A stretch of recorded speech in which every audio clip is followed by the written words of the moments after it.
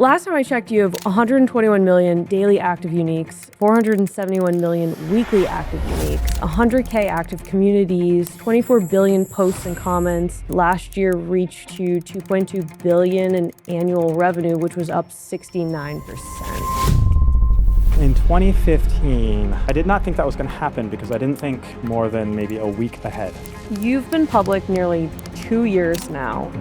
What's that been like? Being public is great. It's like a side hobby of mine to catch other CEOs who are thinking about going public and tell them that they should. Being public's not so bad. Going public is tough. What role did the Reddit communities play in this process? One of the reasons is I wanted our users who have a deep sense of ownership over Reddit that they've earned. Part of our IPO was doing one of the largest directed share programs ever to let users buy into the IPO at the IPO price at $34. It's a business model that scales with usage. And it turns out it's a business model that's aligned with just what people talk about, which is what Reddit is. There's a natural fit.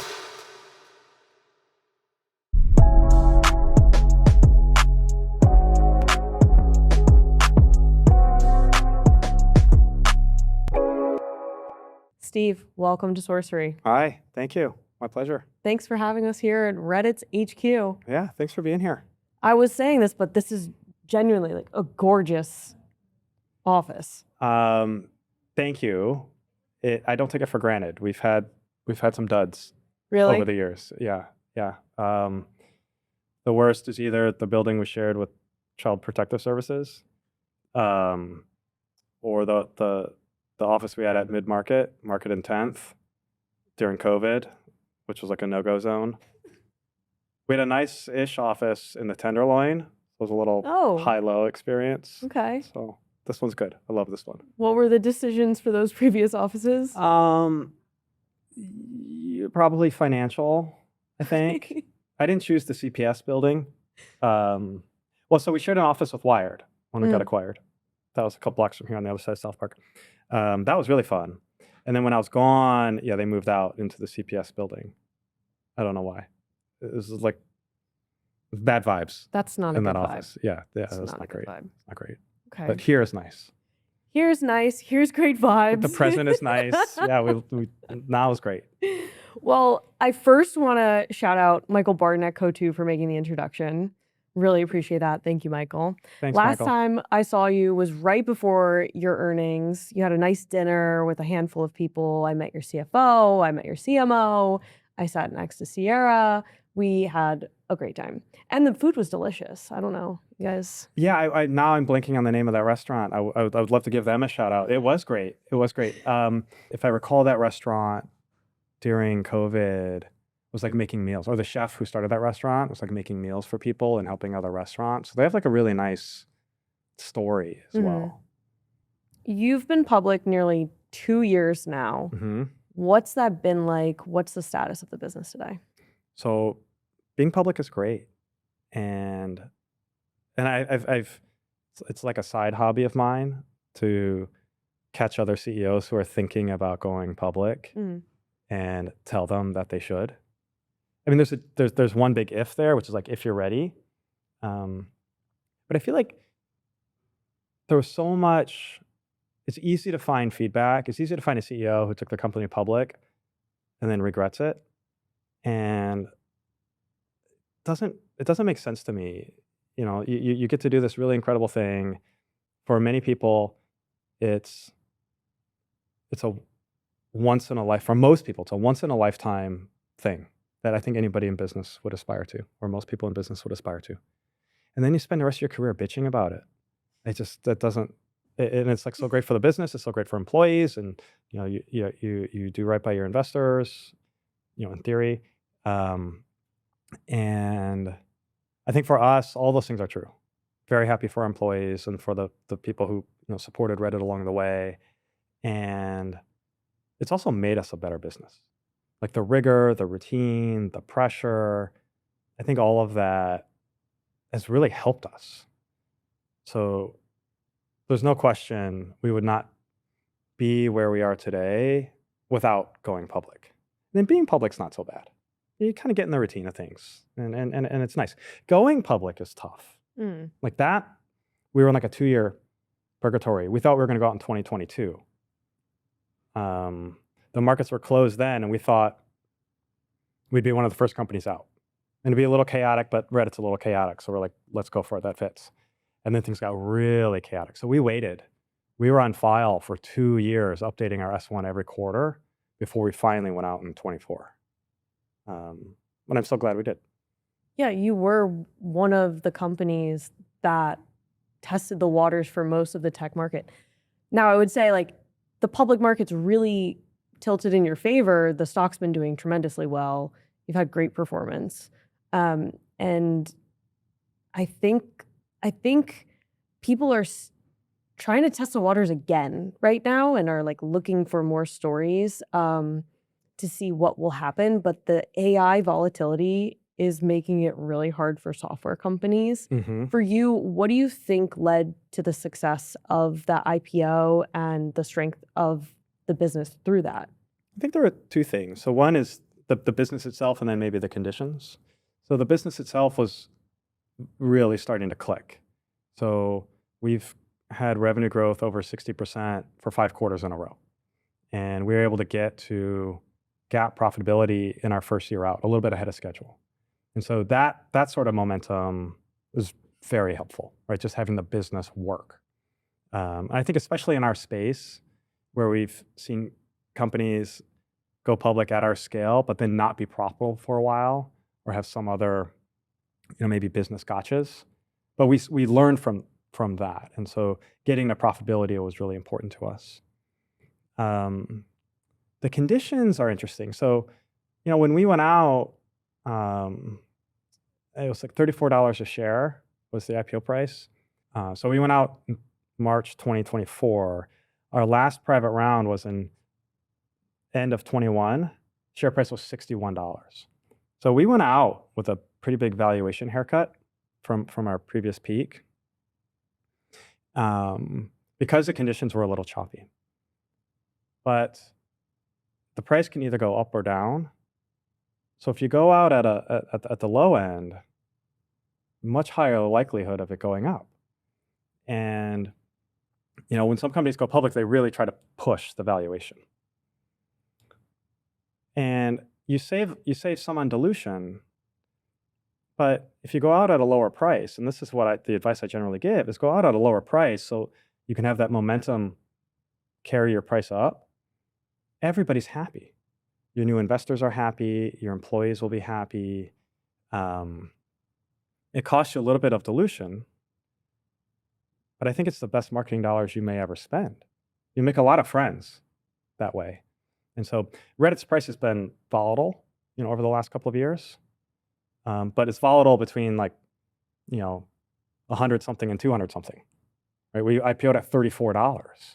So we made a lot of friends. A lot of people did really well. And I'm very happy about that. And so we had to, maybe swallow our ego a little bit and just take effectively a down round. But then we grew out of it. So I feel really good about how that played out. What role did the Reddit communities play in this process? Well, so one of the reasons to go public is I wanted our users who have a sense of ownership over Reddit, a deep sense of ownership that they've earned, right? Everything interesting about Reddit is created by our users. I wanted them to be able to actually be owners of Reddit. And so part of our IPO was doing one of the largest directed share programs ever to let users buy into the IPO at the IPO price at $34. In a normal IPO, what would happen is the retail investors, they invest at the first trade. So if there's a pop, it would be higher. So we popped to $47. That would normally be their price. But we're like, we want the users to be able to buy in at the same price that the IPO investors get. And my only regret is not getting more users into that program. We actually had capacity to do a lot more. What we were fighting, and I learned some lessons here. We had, within the last year during our IPO, we got in a big fight with our user base over the API access. So a lot of the users were mad at us and then didn't invest in the IPO. And because of the quiet period, you can't really say anything. You can't sell the stock. And there's good reasons for that, obviously. So there was a negative sentiment among our users. So we did get a lot in. Every user who came into our DSP, we fulfilled their full order. And I just wish we could have, I wish more users would have participated because they all did very well. But I'm still very proud that we went through that. And I think as a general, as a general thing, I think if you're taking your company public, finding ways to include, your customers or your users or your biggest supporters in that ride is a special opportunity. I've had some pretty awesome interviews with public company CEOs that have crazy cult audiences and cult communities around them. One being Alex Karp and Palantir. They've got an amazing cult community around them. I did Open Door recently. They have the Open Army. And I also did Archer, which went public via SPAC, and they attribute their success as a public company to their online communities on Reddit. Like he said that Adam, the CEO, has said that their Reddit community played a central role in making that a viable stock and a viable IPO and kind of their process as a public company. What do you think the biggest misconceptions are for Reddit communities? Any community, whether on Reddit or online or offline, by definition, I think has a few things. Like, what is a community? And so I think a community is not just a shared set of interests. That's one dimension. But there's also a shared set of values. There's usually an affection or care for one another, the members. Often like a just kind of shared vernacular or vocabulary. And so we see this on Reddit. So just putting aside the stock or company-based communities, almost every Reddit community has these qualities. And I think if you don't spend a lot of time on Reddit, it's hard to appreciate this because elsewhere what you see online are more interest groups, but you lack the community aspect that really kind of binds things together. Now, Reddit's interesting because Reddit is communities, right? It's thousands and thousands of communities. One of the big evolutions that we've been through over the last, Reddit's 20 years old, maybe call it over the last 10 years or so, is I think the dilution of the Reddit community. Like when we started Reddit, there were no subreddits. It was really just one place, the Reddit community, which had a distinct tone. Now there isn't just one place. And so we've seen that kind of Reddit community split into thousands of sub-communities. But each of the sub-communities does have an opinion about Reddit, the platform. And that's evolved. That's evolved a lot as well. Like one of my favorite communities now is like the Reddit stock community, which are our user shareholders. It's not as memey as some of the other ones, which is a common actually pattern on Reddit. Like Reddit creates virality, but itself is not viral. Reddit creates meme stocks, but itself isn't really that. There's a little bit of that energy, but not like those other companies. But it's really special to see the Reddit stock users, support each other. Like they really seem to care about how, not just how Reddit does, but how their fellow shareholders are doing. I was thinking about that on the way over and preparing this because I've gone through and I've seen how well you've been able to grow the ad side of the business, whereas some other social platforms still are struggling. Why do you think advertising has become so attractive on Reddit? So there's another paradox here in our history, which is when we started Reddit, I hated ads. And if you go on Reddit, there's like this almost like anti-commercial vibe still on Reddit. And that's because Reddit is authentic. And so it's easy to go from authentic to anti-ads. But that's not actually what's happening. It turns out, much to our surprise and good fortune, what people talk about is what should I buy next? Like 40% of the conversations on Reddit are commercial. The anti-commercial space is just, that's what people talk about. But they don't usually say, what should I buy? They say, what should I watch? What should I wear? Where should I go? What game should I play? What should I listen to? What, you know, and so they're asking their friends, their online friends or, community members, advice. It just happens to be that advice is often answering a question of, what should I buy? And so what that means is Reddit has become an essential part of people's purchasing decisions, which makes it a really natural fit for advertisers.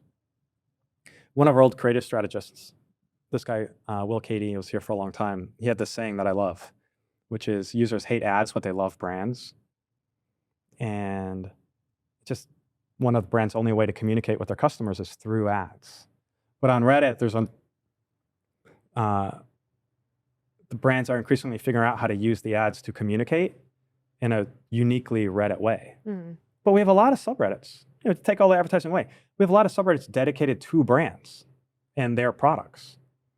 Our biggest category for a long time was gaming. Like every gaming subreddit is really a product about, or is a community about a product. And so there's just such a natural overlap. And then at the same time, our ads work, right? We've just invested a lot in our own ad tech so that the targeting and the measurement and all these things that advertisers need to actually get a return on. And Reddit works as a brand platform and as a performance platform. So we've had to kind of grow our way into this and build our way into this, but it only works because the foundation kind of lined up with what the customer, the users who are the customers of our customers, everything lines up nicely. Sorcery is brought to you by Brex, the financial stack trusted by more than 30,000 companies, including 1 in 3 venture-backed startups in the US. Nearly 40% of startups fail because they run out of cash. Brex is literally built to help founders avoid that. Unlike traditional banks that let your money sit idle, chipping away at it with fees, Brex is designed to help you spend smarter and move faster.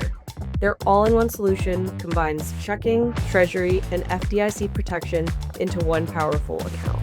You can send and receive money globally at lightning speeds, get 20 times the standard FDIC coverage through their partner banks, and even high yield from day one.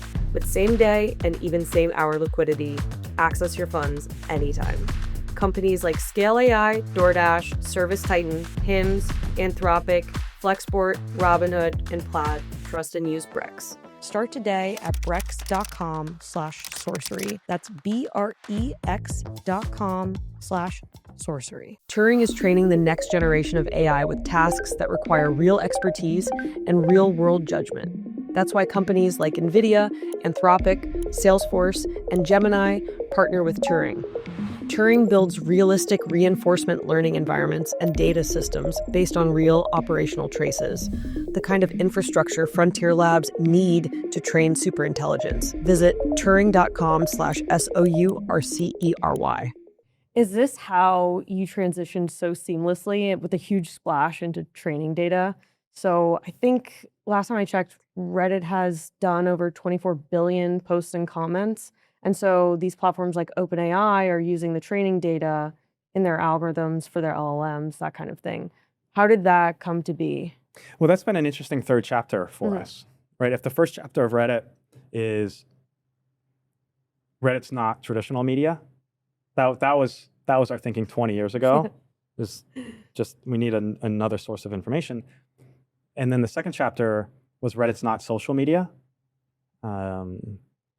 Reddit's different than social media. It's organized around communities, not what I call the Fs: friends, family, famous people, followers. Now we're in this third chapter, which is Reddit's not AI. But in an interesting paradox, Reddit is the fuel for AI. So if you have a question on the internet, pre-AI and post-AI, where is the answer going to come from? Ultimately, the answer is going to come from other people, which are on Reddit. Reddit is one of the best supplies of human intelligence.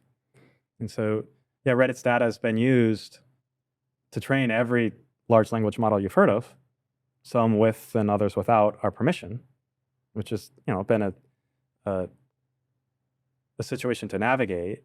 But with our biggest partners, Google and OpenAI, we do it on purpose, and I think it's worked well. I think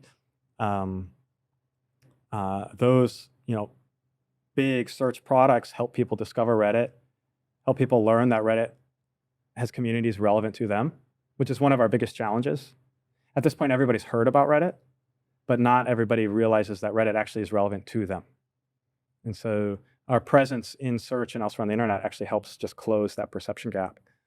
And then in turn, we get users that create more content, which becomes more, more information, for these AI products. I've had a couple of conversations, and they've revolved around bots, and it can expand anything from your software is going to be taken over by bots, your blah, blah, blah is going to be blah, blah, blah. And then on these platforms, it's going to be full of bots. You have a really interesting take on bots. You have bots all over Reddit, and they're in plain sight. So how did you position bots on Reddit, and how do you see that evolving with the likes of like OpenClaw and autonomous agents taking over? Oh, okay. So there's a lot here. So yeah, Reddit's had bots, pre-AI, but labeled bots. Yeah. Bots that'll correct your spelling, bots that answer questions, little utility things. So funny things, utility things. Our moderators create all sorts of, programs, bots to help moderate their communities. And so that's just a part of the Reddit ecosystem. When people say bots today, they're referring to, AI masquerading as humans. That's not allowed on Reddit. What we see, but we've invested so much over a long time on preventing people from manipulating Reddit. Now it's an arms race, so the front in that battle is always moving, and the state of the art's always evolving, and AI is another chapter in it. But it's not a news story for us. What we see a lot of now is the in-between. And this is where I think it's a little bit more of a gray area, which is a human user. They registered as a human, they're using Reddit, but they used an LLM to write their post. But what's interesting, it's a minority of posts on Reddit, but you will see it. But when you see those posts on Reddit, the comments will basically say, go away bot, or, thanks for the post, OpenAI, or whatever. And so we're going through right now this, I think, development of like the immune system. Like before, we have a policy that says you can't use prompts, which I don't think we're gonna have that policy, because that's just how people are gonna write. In a couple of years, everybody's gonna learn how to, for better or for worse, have learned how to write with AI. The communities themselves reject that sort of content. It's basically low effort.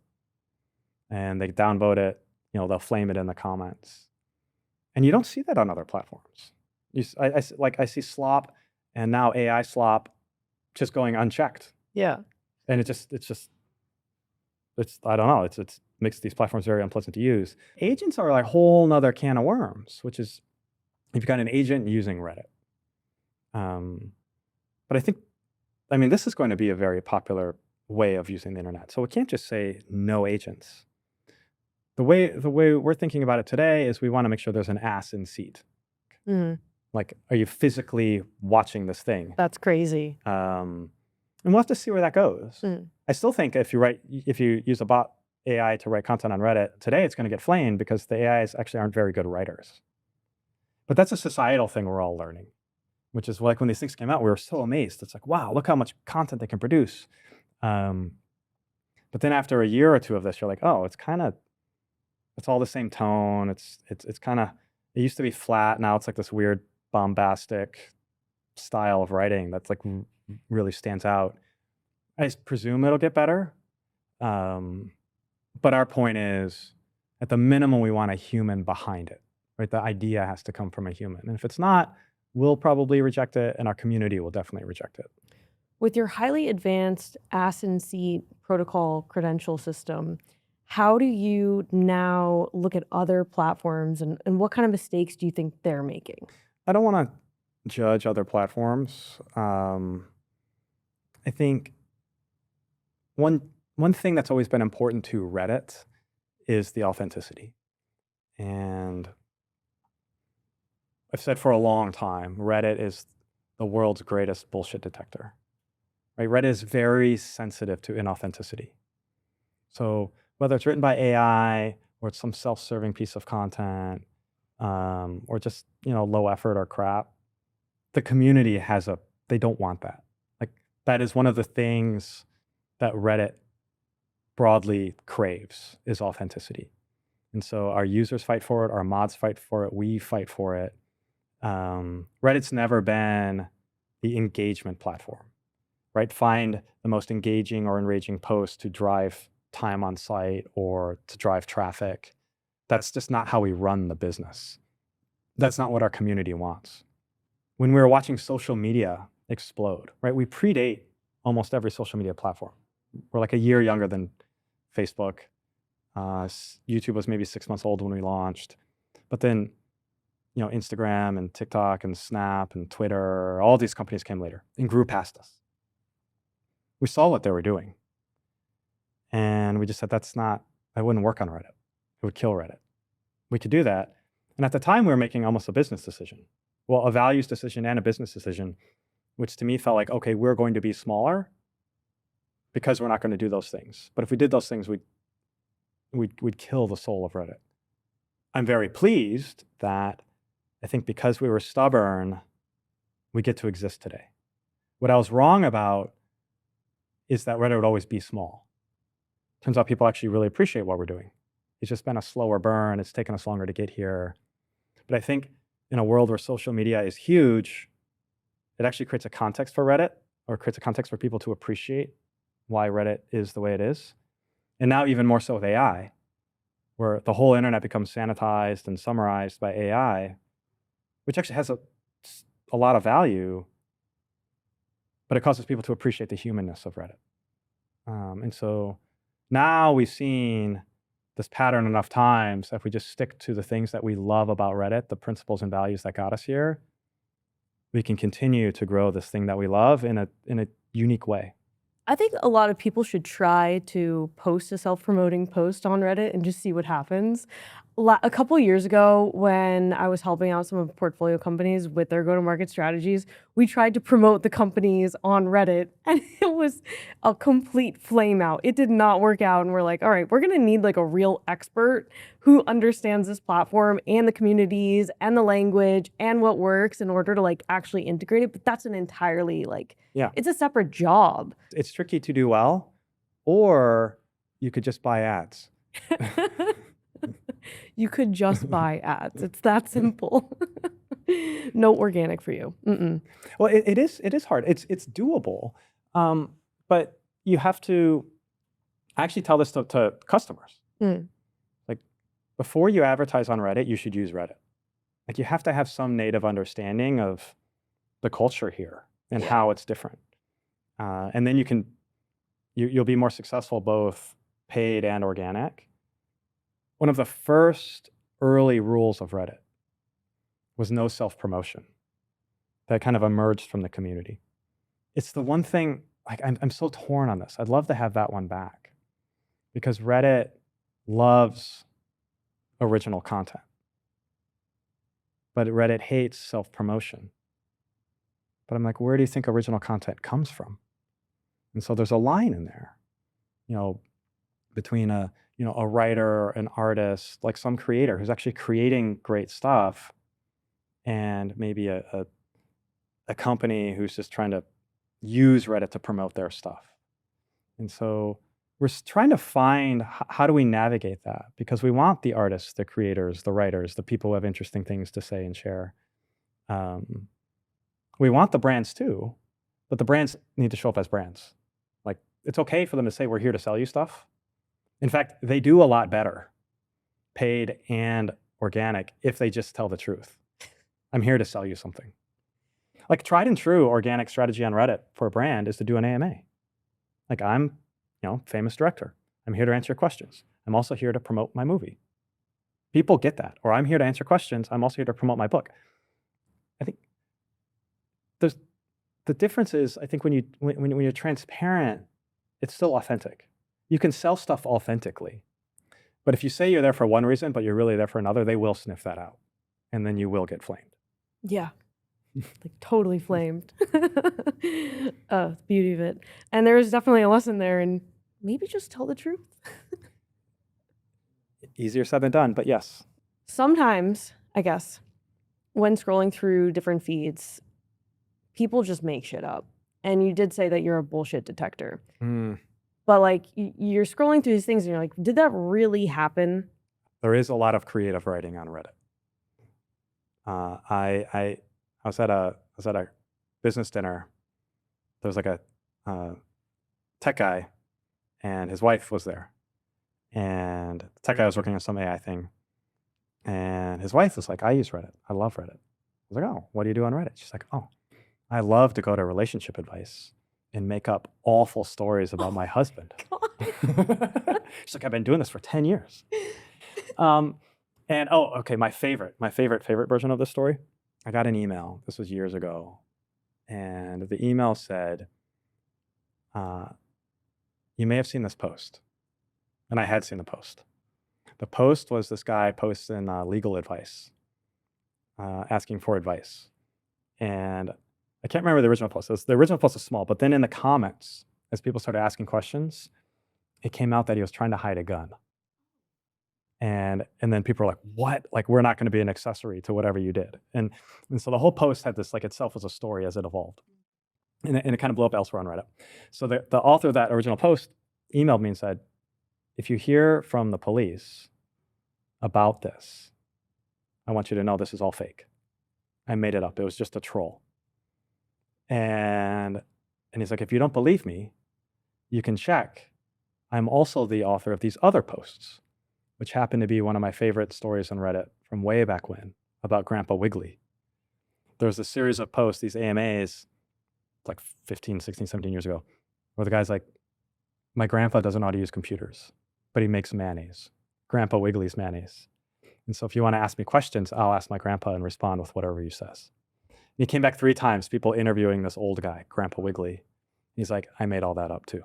Oh my God. And we checked, and it's just this guy. He's just a funny guy who just writes these elaborate like stories.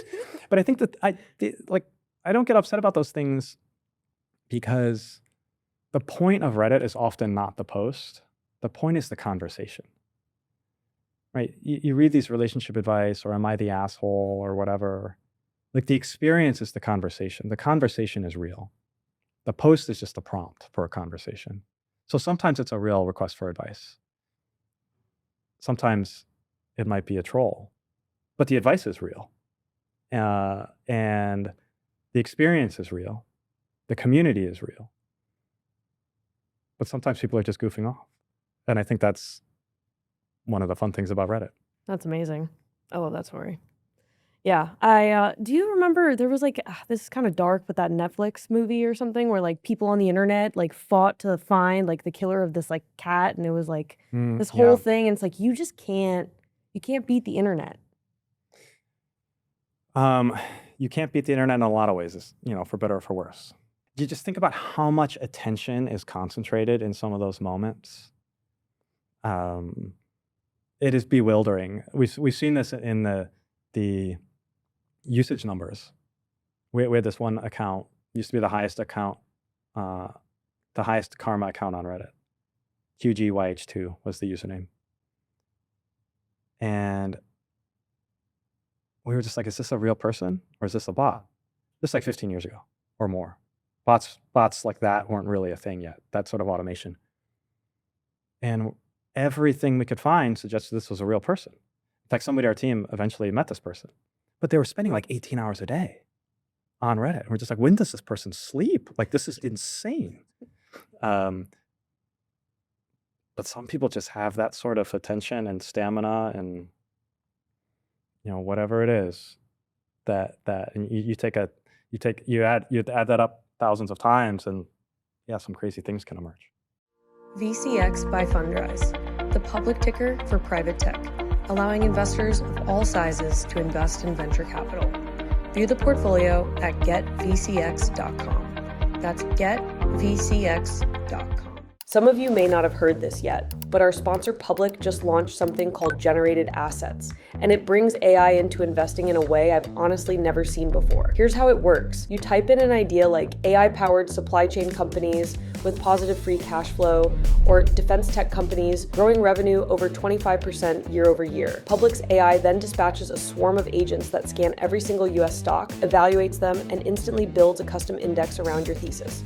What really stands out is how clearly it explains why each stock is included. And before you invest, you can even backtest your idea against the S&P 500, so you're making decisions with real context, not just guessing. And beyond generated assets, Public lets you invest in stocks, bonds, options, crypto, all in one place. They'll even give you an uncapped 1% match when you transfer your investments over from another platform. If you want to build a portfolio that actually reflects your thesis, visit public.com/sorcery. Paid for by Public Investing. Full disclosures in the description. Founders ship faster on Deal. Set up payroll for any country in minutes, hire anyone anywhere, and get visas handled fast so you stay focused on scaling. Deal takes care of onboarding, HR, IT, EOR, benefits, and compliance, so your team can grow without borders. It's why more than 37,000 fast-growing companies trust Deal to move fast. Visit DEEL.com/sorcery. That's DEEL.com/SOURCERY. To the point of human verification and just understanding if people are human or not on these platforms, I recently interviewed Alex Wanya of Tools for Humanity. And so one of the interesting points that he had is he said, in 2 months, maybe max 2 years, these platforms will not be usable unless they have technological shifts, if they make technological changes. What do you think other platforms' best practices would be to change and have humans verified? Again, with other platforms, I think they have a different model. And so I think they may have different approaches or like levels of care. For us, our product is people. Like our product is people and conversation and authenticity and community doesn't happen without people. So for us, it really is an existential issue. The assumption is when you're on Reddit, you should be interacting with other people. I know Alex, Tools for Humanity is a cool company. They do World ID. I think we're going down this route of human verification, and we need to do so in a way that also preserves our users' privacy. So I think World is interesting. I think services like that are interesting because a third-party service to verify, like, are you a human?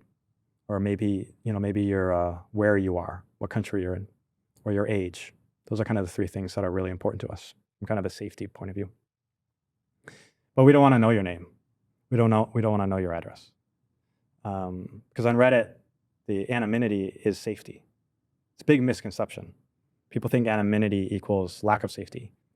As if real-world platforms with bad behavior don't exist.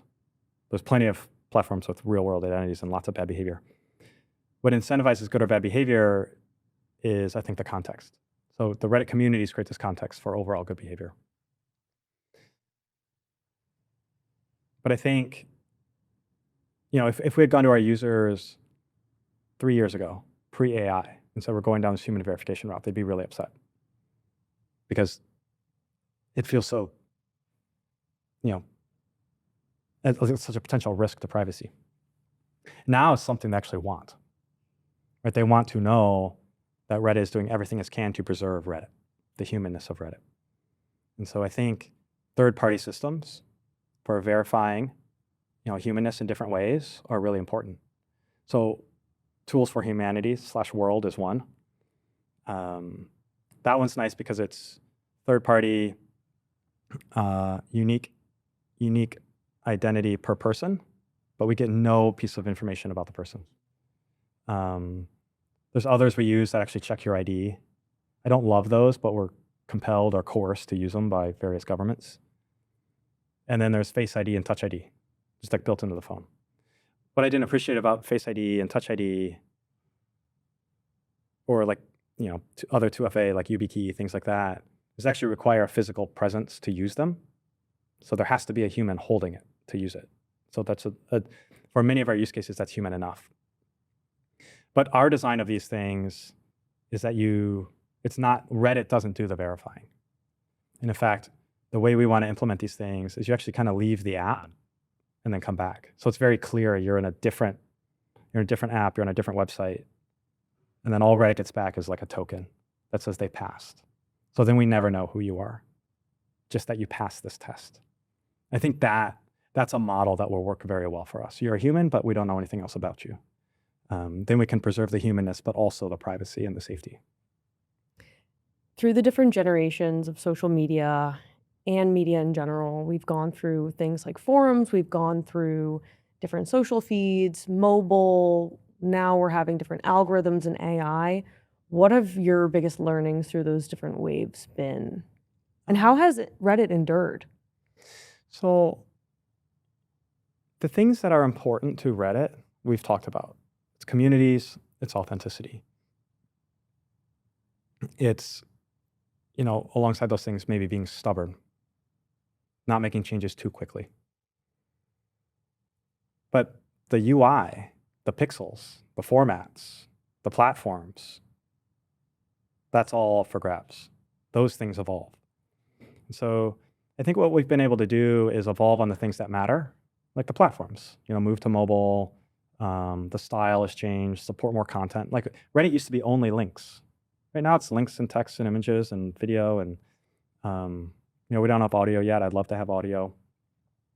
But the communities, the authenticity, the voting, the human poweredness, even where Reddit has algorithms, at the end of the day, nothing can become popular on Reddit without a community of people within the context of their values voting on it and making it popular. Those are the qualities of Reddit we protect, but then we have to just continue to evolve. And we will. We have and will continue to do so. So I think it's being stubborn about the right things, but otherwise evolving on almost everything else. What have you learned about human behavior? What's interesting about Reddit is you don't get famous in the real world for being good at Reddit. You might become infamous once in a while. You don't become rich by being good at Reddit. So, which is not true on social media. You can become rich and famous by being good at social media. And so I think the incentives of social media often cause people to behave in a way that is not true to themselves. You're incentivized, for example, to say extreme things. Also funny. Social media is very funny, but then it also can be very extreme. And people say things that they may not believe just to get credit for saying it. Reddit doesn't do that. And so I think that those sorts of incentives are what's really important, and keep Reddit. Speaking on the business side, how do you track metrics for Reddit? Like, what are the success metrics? Like, how do you keep on seeing the puck move forward? So I think with metrics, there's always the number and the story. And now when I ask teams, when they set goals, actually, I want both, the number and the story. So what are the numbers we care about? We care about DAU, right? Daily active users. How many people are actually using the platform? We care about revenue. But, right, there's a healthy way to use the platform. There's a healthy way, a sustainable way to grow. And there's unsustainable ways. Same with dollars. There's easy dollars and there's, maybe harder, but more resilient dollars. And so, we have goals for growing users, for growing revenue, but we also have our mission, which is to empower communities and make their knowledge accessible. We also have, sub-goals around, Reddit's the de facto place for communities online. Reddit's safe and fun. And so we both try to hit the numbers, but also within the guidelines of the story and try to do things the right way. And I think that can be harder. If you're only focused on numbers, I think you risk losing what's important. And then now you're kind of a slave to the numbers. But you can't ignore the numbers either, or then you're not going to make any progress. And so I think both are really important, the number and the story. I think you're being a little humble, but you have some really big numbers. Well, it helps that the ads work. So last time I checked, you have 121 million daily active uniques, 471 million weekly active uniques, about 100K active communities, 24 billion posts and comments, and last year reached up to 2.2 billion in annual revenue, which was up 69%. Is that good? That's pretty good. Oh, great. And what was it? It was when you joined in 2015, you were at 12 million in revenue. So you went from 12 million in revenue in 2015, rejoined, to 2025 of 2.2 billion. Did you think that was going to happen? In 2015, I did not think that was going to happen because I didn't think more than maybe a week ahead. We were so in the present then. So in the present, just trying to save the company, turn the company around. So no, I did not think that was going to happen. And we found it took a while to find our voice on the business side. Turns out ads is great. Ads as a business model, this is coming from the person. I told you I didn't like ads. Ads scales. So it's a business model that scales with usage. So it's very healthy there. And it turns out it's a business model that's aligned with just what people talk about, which is what Reddit is. And so there's a natural fit. I think one of the most important things we did, so my partner in running Reddit is Jen Wong. She joined us, she's our COO. She joined us in 2018. And one of the biggest decisions we made around then was we were going to invest in our own ad tech. So our own ad server, our own tracking, our own measurement, all of this. We were small to do that. And we moved off of programmatic. So most websites or platforms smaller than Reddit will use some ad network. So somebody else sells your ads for you. You just basically, and you split it. So you give them the inventory, they sell it, you take a rev share. We said, as a matter of strategy, we want to own the relationship with our customer. And we can't do that unless we have our own ad tech. So we made that investment. And in the process of selling and explaining Reddit, we learned that Reddit is actually driving a lot of purchasing decisions. And so it just happened that our product is a natural fit. So I feel very fortunate for that because when we started Reddit, we weren't thinking about that. Maybe on Reddit, people weren't even talking about that. It just turns out like there's such a question behind every hobby. Like, what's the funnest thing you do when you take up a new hobby? It's like buying all the new stuff, like getting all the new gear. And so there's just some natural alignment there. And we've been able to, I think, navigate that in a way that doesn't come at the expense of our communities and sometimes is even additive. And then also, I think, make smart strategic decisions like invest in our own tech and own the relationship and build a sales force. All of these things, are smaller scale companies. Many don't build their own sales force and they don't build their own tech. And it's worked out for us. Another part of performance, besides metrics and tracking all the business stuff that I lean into a lot, is who you surround yourself with. One of our sponsors is Brex, and they're all about performance. So for me, I believe performance is a metric of who you surround yourself with and who you're inspired by, who you keep around. Who is that for you? Do you have a mentor? Have you had someone that you've kind of like stuck as your North Star? I have lots of friends who meet that description, but they're also really, really private. So I'm not going to name check them. But I have a number of close friends, some of whom were investors in Reddit over the years, who I just think are very, very high integrity, very consistent, give good advice. Well, I mean, Jen, our COO, is one of those people.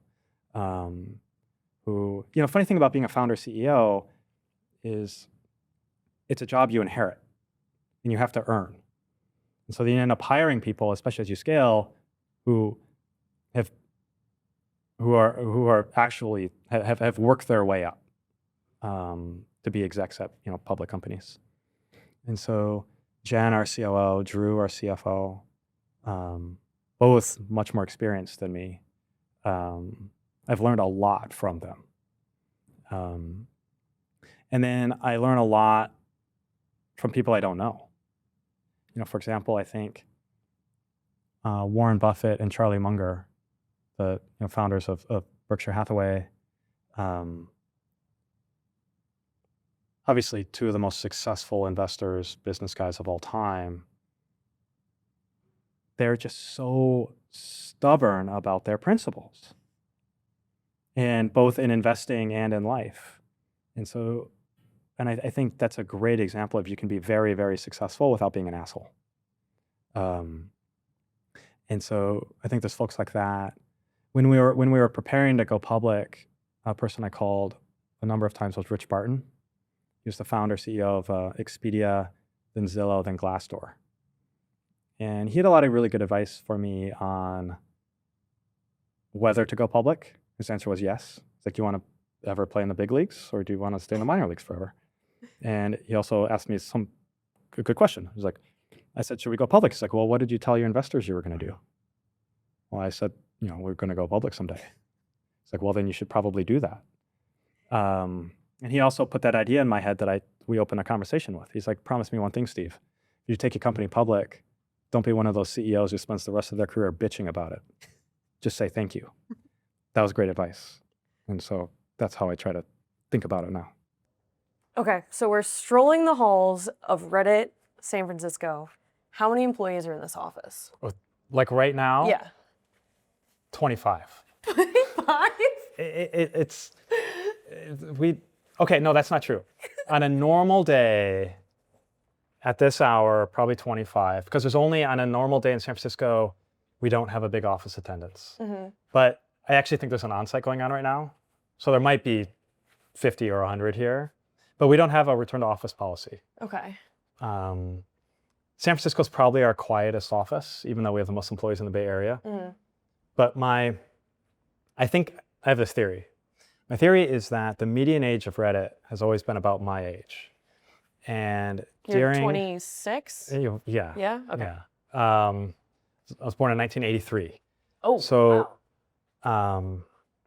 I think during COVID, everybody had kids. I had kids. And then everybody moved out of SF into the burbs. And then the commuting here is so brutal, I just don't have the heart to make new parents commute 2 hours a day when they want to see their kids. And we are way more productive now than we were before COVID. So you can't convince me that being in the office is the key to productivity. Maybe it is, but I think it's like lever number 10 behind like having a consistent strategy and having good leaders. So it hasn't hurt us, not forcing people to be here, but people do come in. And we ask teams to come together about once a quarter or so, like in person. Do your planning, do your dinners, do your happy hours, do all that. So like there's an on-site going on here probably every other week, but then the every other week is on the quiet side. Okay, well, that's not bad. How much has AI played a role in productivity and product development for Reddit? It's really picking up. It's such a moving target, right? The tools are changing so fast. My own experience, I'm a programmer. Like, this is my first love is programming. So I've done it almost every day since I was a little kid. Something happened in December. Not something happened. The new models came out in December. And I haven't read, let alone written, a line of code since December. Wow. But I've produced so much more. But I don't even, the model right now, I still think it's like you have your editor, like Cursor or whatever. You've got code and then AI on the side. I don't even have an editor anymore. It's just AI. So anyway, suffice to say, it's changing really rapidly. Our bottleneck at Reddit right now is actually code review, because we can produce so much code, but we've got to review it and deploy it. So we're still, working through that. The challenge, or the fun part, is like, I don't know what the tools are going to be in a month. Like, it's really evolving so fast. So I think you can't get married to any particular tool or way of working right now. And how does that change headcount? Are you imagining that's going to decrease engineers? No way. What is that going to? No way. We are a building company. Okay. And so in order for engineering headcount to go down, we'd have to know everything we wanted to build. So let's say AI makes our engineers 50, 100%, or even 10x more productive. We'll just build more stuff, like do more with more. It's not do the same amount with less. Mm-hmm. We just have a lot of work to do. And if we're not doing more with more, our competitors are. So I think there are maybe areas like our G&A, so non-engineering, that's been flat the last couple of years. So we can scale those teams. But the building teams, we're builders. And if we can use AI to build more, we'll definitely use AI to build more. That's what we're doing. How does this impact entry-level jobs? That's everyone's biggest concern. Oh, so the kids coming out of college right now learned how to program with AI. They're really good at it. And so I think we will go heavy on new grads because there's so much more AI native. It's the old people like me. It's like, I didn't want to give it up. I finally did. Like the models got good enough, but that's like my craft. It's my hobby. It's my first love. I don't want to like not write code anymore. Right? The younger people don't have that baggage. They just write with AI. And I think there's so many reasons to hire new grads. Also, the best new grads, like if you don't hire them as new grads, you will never see them. They will never be on the job market again. They're too valuable to ever let them be on the job market. So if you don't hire them when they're young, you will never see them. Or if you do, they're 100x more expensive. So you gotta get them right out of the gate. My brother is a Reddit superfan. We're good with brothers. Yeah, he is an active user. One of the, what is it, like 471 weekly active uniques. But okay, so there's probably 5 of them, but yeah. Maybe. So Reddit's been around for 20 years. My brother Colin had a pressing question he really wanted to ask. What is the next 20 years going to look like for Reddit? So 20 years, everything's going to change. If we look back on the last 20 years, like the format changes, the pixels change, how you discover Reddit, a lot of those mechanics have evolved. What's not going to change is the core of Reddit, which is communities that hold conversations, right? It's communities of people talking about things they care about. Voting, user submission, that users do everything interesting about Reddit. That is Reddit, but everything else has to evolve. It always does. Like 20 years is old, and it's not just old on internet times, it's just old. So, and I look back at all the change we've been through, and the next 20 years are probably going to be even more accelerated. What's the biggest lesson you've learned as a leader? Like the same way that Reddit's the world's greatest bullshit detector, it's like that Reddit's not special in that regard. People can feel authenticity. And so I think as a leader, you have to be authentic. And so that means say what you believe, be clear about what you care about. And that means sometimes you're saying things people don't want to hear. That means sometimes maybe you're stubborn about a particular value or principle. But I think that sort of consistency and directness is really important because that builds trust. And people won't do anything. Certainly they won't follow you if they don't trust you. And so you have to be consistent and authentic. And I think sometimes that's hard to do because there's a natural tendency to tell people what they want to hear. But that's a short-term strategy that doesn't work. What is behind your head? This is the band hammer. This was made, so the woodworking community, the woodworking subreddit, which I love. I'm not a woodworker, but it's one of my favorite things to do on Reddit is just spy on other people's hobbies. So for some reason, I get a lot of woodworking content, but this community made like 6 band hammers, and they gave us one. They also made one. I think one of the other owners of a band hammer is Arnold Schwarzenegger. Oh my God. One of the other ones. So yeah, this was made by the woodworking community and given to us. You're gonna need a picture with Arnold Schwarzenegger. I've been messaging him. He hasn't responded. He hasn't responded? Yeah. All right. Come on, Arnold. We need a picture. I think there is a picture of him with his band hammer. No, with you. Yeah, not with me. Okay, but Arnold the band hammer is pretty cool. Okay, that's pretty cool. Lastly, is there anything in this office that we should see or know before we go? Well, we got over the band hammer. I don't know. Do you We have a got secret meditation corner? Like, what's the lore here? the lore? Yeah. It's an office in San Francisco. Okay, our old office had lore. Our old office was NBC's headquarters. So like famous bands used to play there, and there's a secret tunnel to the hotel next door. Oh my God. But this is just an office. It's a beautiful office. It's a special office with Yeah, great but the energy. soul is what's inside. The soul is all of these people and empty desks. Amazing. Okay. Thank you. Thank you. Hey, it's Molly. If you enjoy our interviews, check out our newsletter, sorcery.vc, where we deliver a once-a-week top deals and tech headlines email, and also go deeper on our podcast interviews. Subscribe to Sorcery today. And don't forget to subscribe to the podcast on YouTube, Spotify, Apple, or wherever you listen. Link in description to sign up.